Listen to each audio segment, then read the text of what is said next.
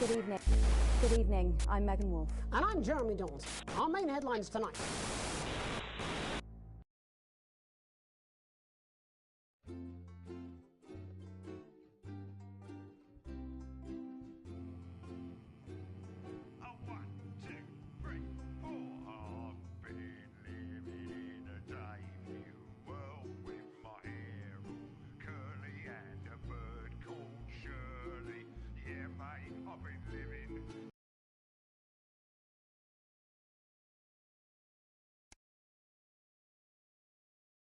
Yep, 7 weeks before the start of the main game. Got it, hurry up.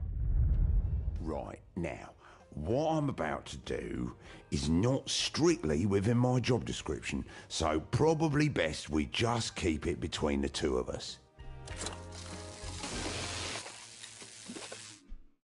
Right, that's a good start. Oh, and we're going to need this. I'll handle the notes, mate. You can just fill in the gaps in your head. Right, we've seen what happens when the show runs in order. It's shit. Now then, let's see what... Fuck's sake.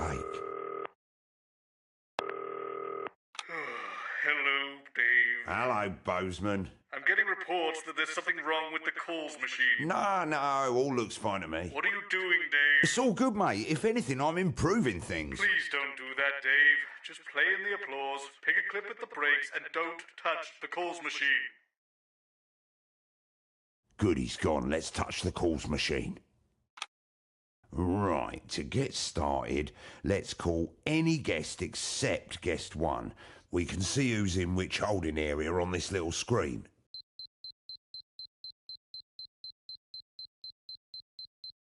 Oh my God, you want to call the bear?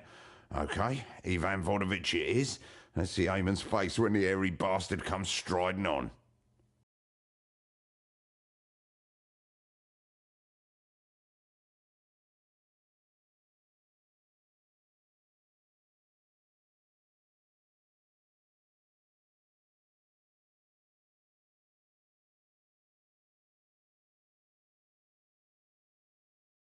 That's the night visitor at poorly. Right, when you zoom in on the pad like that, the whole of the rest of the game pauses, so you've got a little bit of time to think. Don't know why they didn't put it in the main game. Lazy. Patrick Bannon. At 10:30, Adrian Atkinson Blimey is here for a special episode of Incisors, where he sinks his teeth into the current cost of living crisis by interviewing a multimillionaire, a nurse, and a bin man to see who is suffering the worst. Here's a clue. It's not the millionaire. At 11:30, fasten your seatbelts as it's time for Wayne de Spirit Whistle to lead another terrifying exploration in life.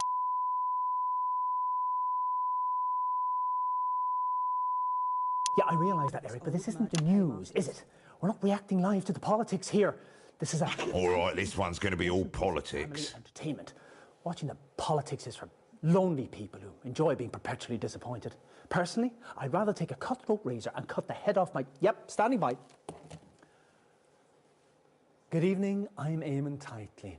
Behind me is a true TV legend, now running for Prime Minister, everyone's handiest man, Peter Clement. Now, Peter thinks he's been brought here tonight to film a special reunion episode of Just the Job, but as always, viewers, you know better. 10 seconds. Places. It's time. Let's start the show. In 5, 4, 3...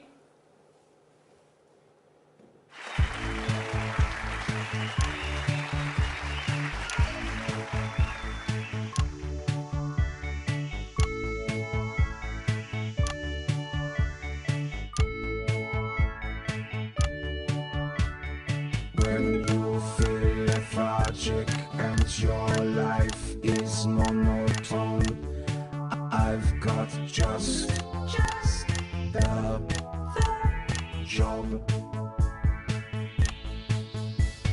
When the melody of life is nothing but a drone, I've got just the job.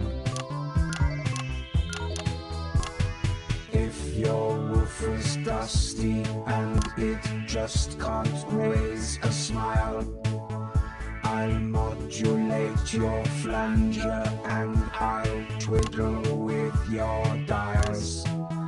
Believe me, you will hit a note you've not hit in a while. That's just the trouble.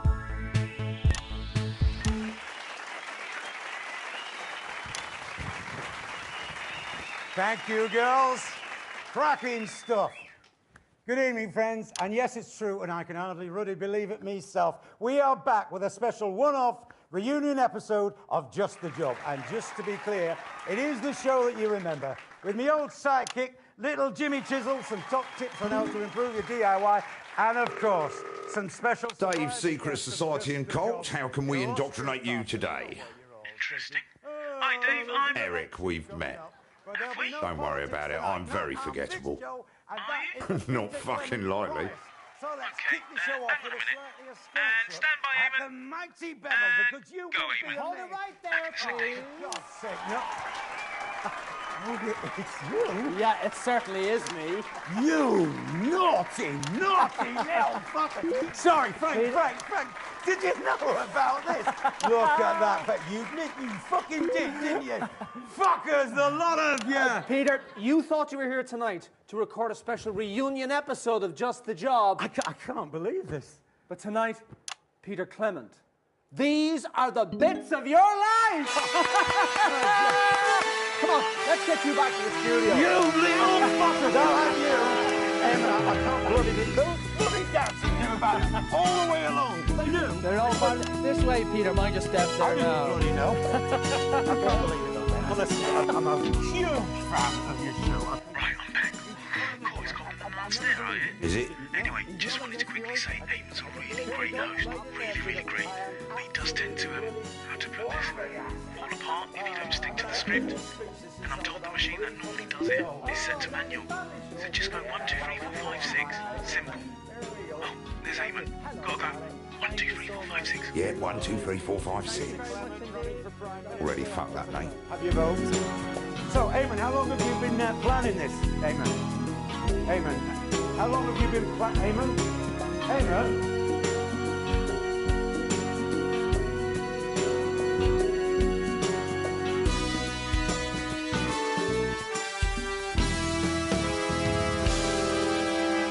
Peter Gordon Clement, you were born October 10th, 1923, in the northern town of Rotherham to Fanny and Martin Clement. And his penis still exactly same size. That's right. Odd thing to say. They got up at the crack of dawn to make the coach trip all the way down to the capital. It's your infamous old mam and her long-suffering husband, Fanny and Martin Clement. He's Ivan Volgovich, ambassador of glorious Pakistan. Your cards are wrong. Oh, you dreadful man. You tyrannical bugger! I bring special bottle for us, but they rush me on, and so I leave backstage. You visit me at hotel. 415 Capitol Road, room 60. Just note that address down in case we fancy a little drink after the show. Lovely to have you both here. So tell me, what was life like for Peter growing up in the Clement house? Like all peasant children, I imagine. Who are you calling a peasant? Poverty makes man. Hardship makes us hard. It's where word gets name, yes? Peter grew up in gutter. Actually, Eamon, ours was the first household to have a television in our street. It make him strong. And now he won't make your country strong. No, mate. I want to make it fair. Well, let's not wander into politics. Oh, time to call another guest, mate. Ivan the Irkistanian ambassador, everyone, with the first of the bits of your life.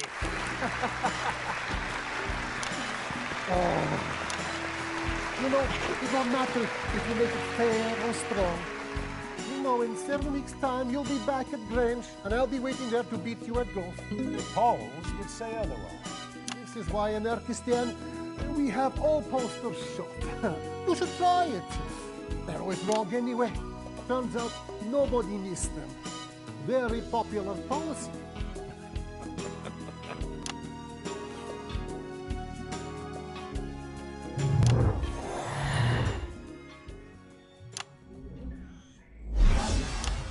In 1938, you were a 15-year-old at Rothering Elementary, but already you had quite the reputation as a ladies' man. Who's this, Peter? And as your latest lady, I'd say you still have your charm. Well, I'm sure you know exactly who it is, Eamon, as she's running for Prime Minister. your childhood sweetheart is running for Prime Minister. Christ, you've aged well. Oh, thank you. Hey, hello, Pat.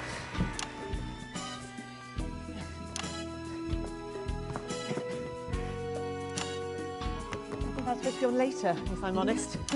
Sorry, yeah, we're running a little off track. No, that's not the right guest. I'll scribble it out. Well, let me ask you this. What do you think we could see in Peter way back then? What did he just say about tracks? To household name and now aspiring Prime Minister. Well, I didn't really know him, really. So how were you his childhood sweetheart? I wasn't. Brilliant. Thank you, whoever you are. So I just... Yeah. Well, so you see me.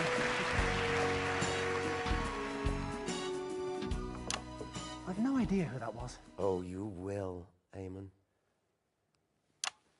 Why did that sound like a threat? Well, before we bring our next guest on, let's just have a look at a classic clip from Just the Job. It's on that monitor there, Peter, if you'd like to take a look. And that's about 2 minutes. I'm going for a squint. I can't see that thing from here. It's great getting old. I didn't want Peter to hear it from anyone else. Anyway, what happened next is history. Well, let me tell you, ladies and gentlemen, that a team of surgeons laboured for hours. Is this some sort of fucking joke, Eric? Why would I want to be reminded of that? I don't think the plane is some bloke called Dave. Oh, he didn't like that. Dave in the broadcast room. That's me. Right. I'll remember that. Can we reset, please? Shit. I'm going to have to leave the country. Not really, LJ. What's the matter? You look like you walked in on your parents. Leave it, mate.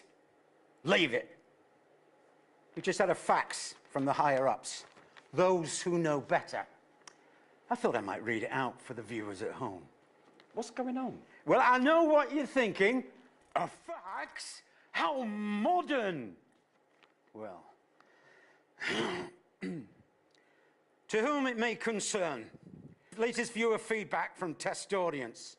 Show and host feel tired and past their prime. Show and host, fuck's sake.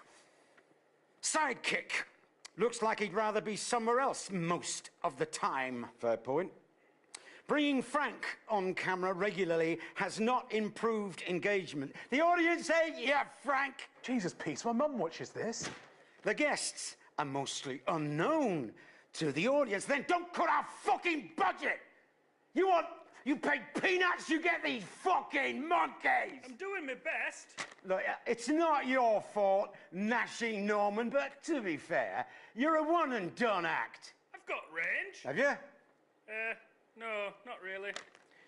New segments seem desperate. Should we really be reading this out? Well, of course they're desperate. We've been doing this show since you prosperous assholes were just a bulge in your pool boy's trousers. PC, think it through, mate. Under the circumstances, the prudent option seems to be curtail the current season to a contractually obligated conclusion in 3 weeks' time. Frank? Sorry, Jimmy. It's true, mate. 3 more shows? Yeah. And then we're done? Yep. How am I going to pay my bills? Dunno, mate. No. I am not standing for this. You listen to me, you TV moguls. We're not standing for this. There are supposed to be another 15 shows in this season. 15! You want 3? How you feeling then, Eric? Why are you asking me that? Do you remember earlier when I asked you to keep the show on track? Do you remember that, Eric? Yeah, I do, Eamon, yes. Good. That's very good. That's very, very good. Why do I feel like you mean the exact opposite of that? Eric, would you just step off camera there for this bit? Do you mind? 10 seconds. Just... What? There. Going in 5, 4, 3. What fantastic memories there from one of the nation's most beloved TV shows. Just the Job had 2 successful runs, of course, from 58 to 64, and again from 1972 to 1976. And across many, many of those shows, there was always one man by your side. The last time I got tooled up, 3 young men found themselves dead before dawn. Ladies and gentlemen, this is Eric. He works here. Step out in front of the camera there, Eric. Come here. Now, Eric, tell everyone, who was that voice? Dorothy Hammerman. Dorothy Hammerman. In the wrong slot. Yes. So would you say that we are on track, Eric, or are we... Don't you know it's rude to keep a lady waiting? We're dead men. He said that thing about tracks again. Oh, that's the imbecile I'm Mrs. Underwood. You called me early. Why? I don't know. I'm sorry. I thought you were running this show. It's quite a large team. Yeah, I don't want to hear it, Eric. Let's get this over with. Good more. Deal with this. Easy, sorry. Wow. I'm in a right bastard of a mood. Wanker that stank. I don't want to say any more about it. Probably poison anyway. Well, how have you been? Oh, busy on the campaign trail, mostly. It'll be worth it. Don't you worry.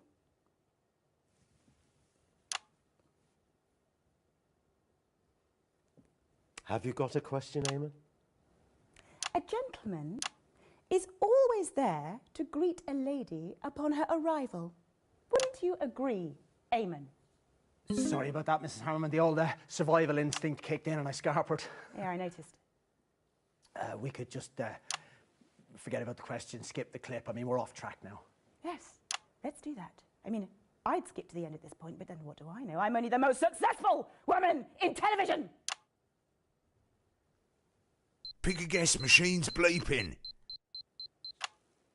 So, do you want me to go to the end? Well, be fair on your other guests. And besides, it's always so entertaining to watch your little breakdowns.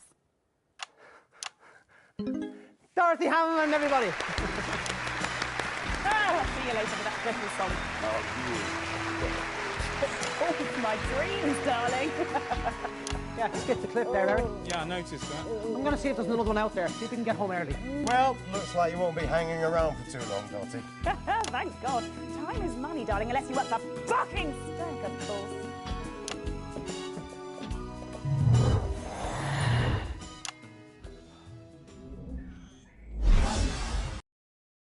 In 1941, long before Just the Job ever aired, you, like so many men of your generation, were conscripted into the army to go to the continent to fight. And it was on those very battlefields that the strangest of friendships was born. Give me that woman! Martin, behave! Jesus, Horatio, thumb fucking Christ! Let's just go in! Well, it's not him, it's some drunk old bloke called Martin, and I presume you're his carer. We're already off track, just play the music. Are you with him? We're Peter's parents, Pet. I'm starting to think the tracks are important. Yeah, let me take that. Why don't you get him over there? Oh.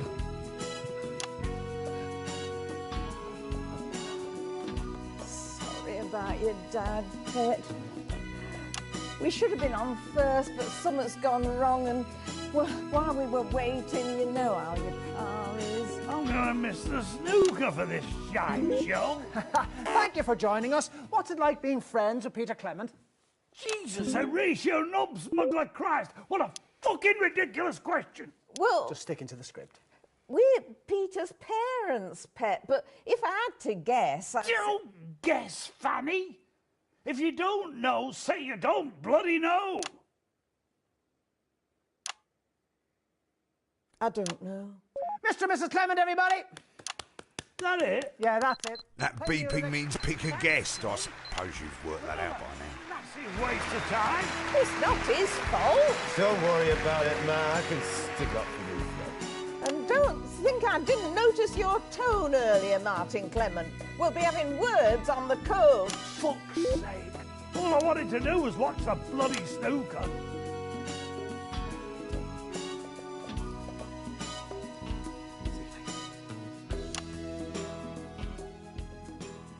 But of course, it wasn't only just the job that the nation invited into their hearts. Starting in 1977 and running for nearly 6 years every weeknight, you brought that incredible Peter Clement style to your eponymously named late-night chat show, Petey. Let's look at a classic moment now. And couple of minutes my back. first proper job. Same monitor as before, Eric. Became Dorothy Hammerman's assistant. So, 4 guests in, and we're clearly off track. What's your plan, Eric? Early retirement in San Palmarino.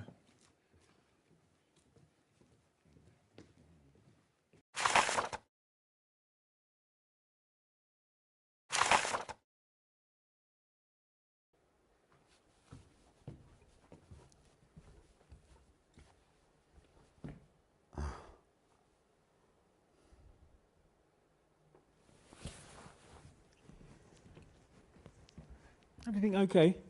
Do you think I did the right thing, Eric? Shutting it all down for a career in politics. Of course you did, mate. If you win. Reset, everybody. My checkbook from time to time, certainly, and I've tried to open my heart. But the thing is, ladies and gents, it's not enough. And it never will be. Not sat here doing this. You might remember a few months ago when I had an impressive barrister here called Julia Salisbury. We talked about standing up to society's bullies. She inspired me, actually, and we stayed in touch. And we've talked a lot. And we've concluded that there is only one way to help the sheer number of people we both aspire to. So, the programme you've just watched was the last ever episode of Petey. I'm sorry. That must be a shock. We've known it here for a few weeks now, but we didn't want a fuss or a star-studded final special episode. Just ordinary people. The people who need to advance. You'll be hearing that word a lot over the coming year. And you'll be seeing me out and about, and I hope you'll all come and say hello and tell me what I can do for you. Because over the last almost 7 years, you've all done so very much for me. Dottie, get up here before I start welling up. This is Dorothy Hammerman, a woman who, despite never appearing on this show until now, has somehow managed to become a household name. Sweetie, I'd never do anything as desperate as booking myself onto your show. It's not my show. It's yours. Well, it's got your name on it. It's ours.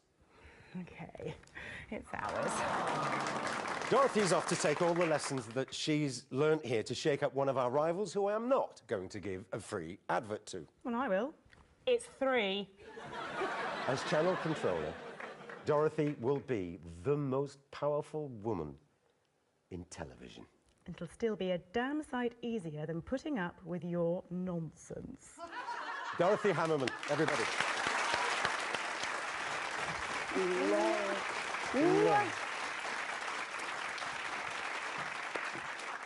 Well, I guess that's it. Over the last few years, I've poured my heart and my soul into this thing. Really, I have. And I've worked to the point of collapse on far, far too many occasions. I've tried to be honest about everything as I see it. Eamon, just breathe, Eamon. You fucking breathe. This show's been a shambles from the start. What is required now, Eric, is something significantly more than breathing. What do you mean, Eamon? It's expression, Eric. Quit while you're ahead. Do you know that expression, Eric? Please, Eamon, just think about it. Oh, I will. I'm going to stand here and think about it, and you, Eric, you're going to go over there and do that thing you do with the stopwatch. Jesus. And then we'll see what happens next.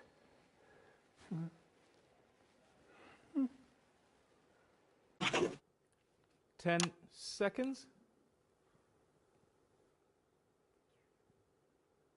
Going in 5, 4, 3.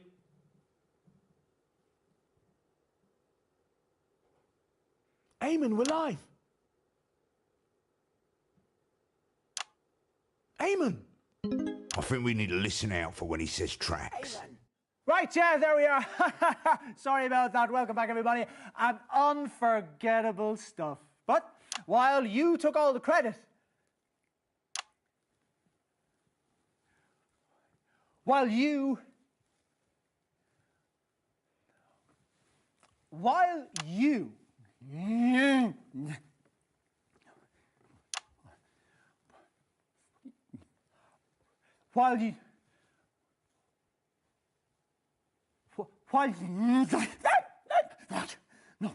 no, come on, Eamon. You're a leaf in the wind. You're a leaf in the wind.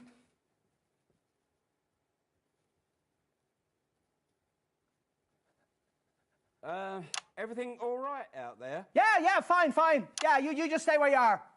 Or piss off, if you like. Honestly, I don't really care. You see, ladies and gentlemen, I am a mild man, really. I am. You know, I have many children, and I hardly ever smack them, even sometimes they really feckin' ask for it. Just get back to the script. You see, that voice that you can hear, that's Eric, and his job is to make sure that the show runs smoothly, and as you've witnessed, he's not doing a very good job. Oh, Jesus. Because you see, when Eric makes a mistake, you know, it's not him who looks like a prick, is it, ladies and gentlemen? No, it's me. I'm the prick. I mean, I trained at a serious drama school, you know. There's more to me than this freaking horrible cruise ship jacket. Jesus. We're not doing the rest of the show, then? Nope. Sorry, Peter. Sorry, Eric. Can't do this anymore. No, I don't even want to be here. You know, I didn't train for this. You know, I want to sing the big swing numbers. Come sail with me, come on, let's sail away. Let's say goodbye to the 9 to 5 down in Palmerino Bay. Dance break.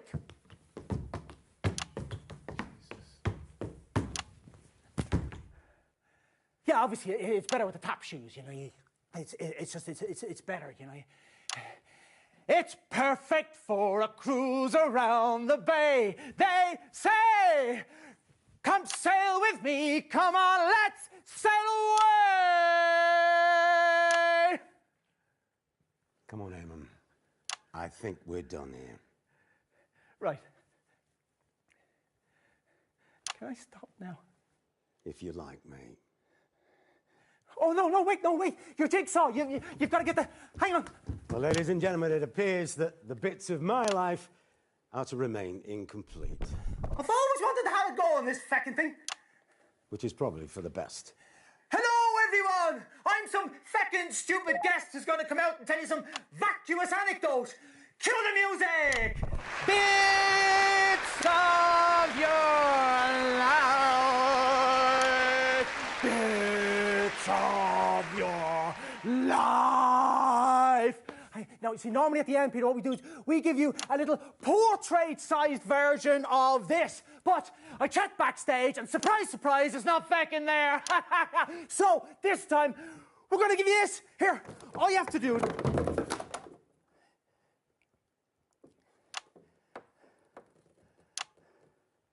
Well, that's fucking symbolic, isn't it? Thanks for watching, ladies and gentlemen. I imagine this will be the last ever episode of Bits of Your Life. I think I speak for everyone when I say that we wish Eamon the very best for his retirement and his recovery, whichever order they should come in. That's really kind of you. Play the music, boys.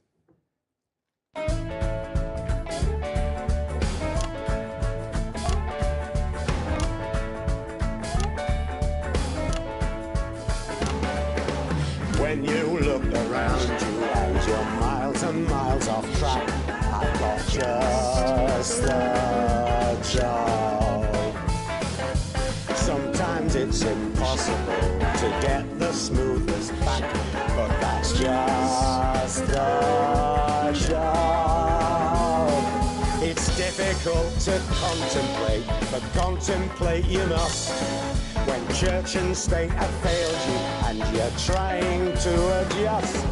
If you can't trust the telly, then there's nothing left to trust. Guess that's just the job.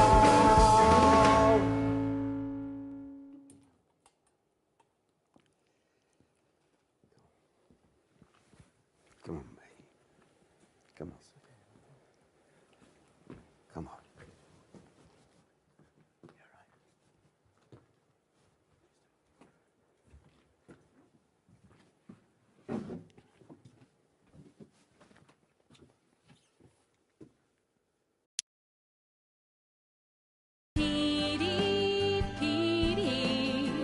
He's such a sweetie. Right, let's see how we're getting on. TV. It's such a treat with all the.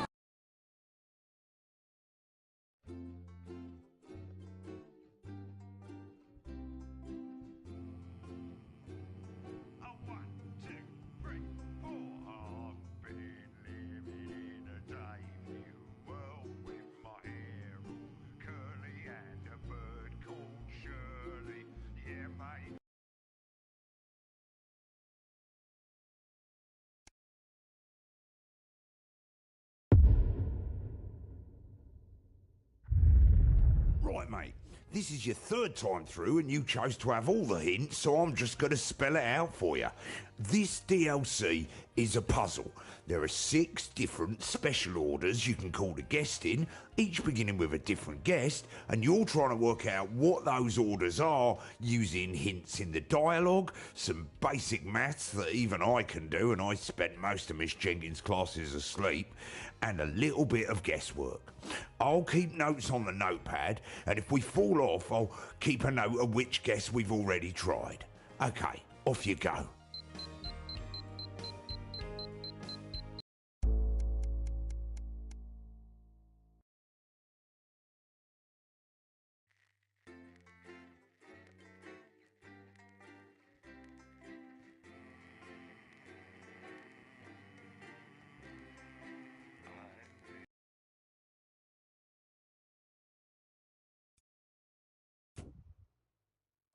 Good evening. Good evening. I'm Megan Wolfe. And I'm Jeremy Jones. Our main headlines tonight.